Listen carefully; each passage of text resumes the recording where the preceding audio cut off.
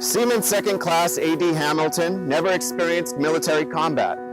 He never left the United States. And what happened to him and 319 others in July of 1944 is nowhere to be found in any of my history textbooks.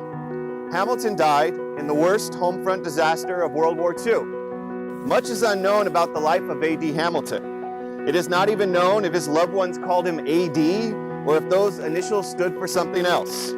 Hamilton's date of birth is also uncertain. His grave and military records indicate a date of birth of 1925, but census records reveal a birth date of 1927.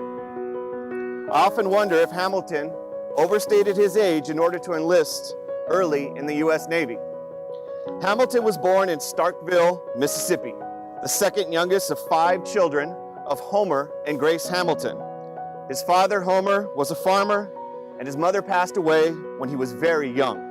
His grandfather, John Parks, raised him.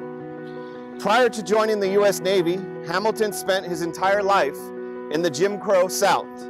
As a child, he attended a segregated school in the Rock Hill School District. The highest grade he completed was the 6th grade.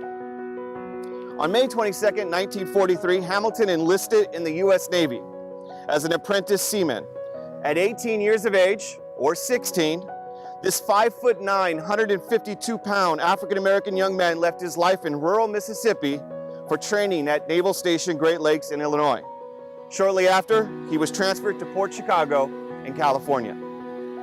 At Port Chicago, war supplies, primarily weapons and munitions intended for the Pacific Theater, arrived via train.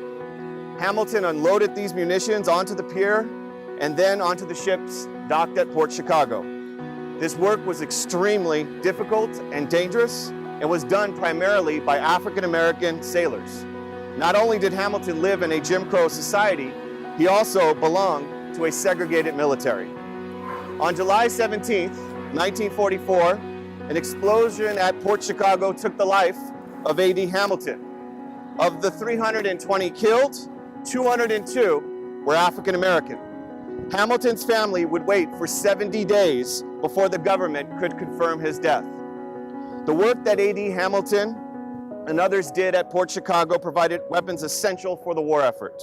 The shipment of these weapons allowed countless servicemen and women the opportunity to make it home to their families. Thank you, A.D. Hamilton, for your service.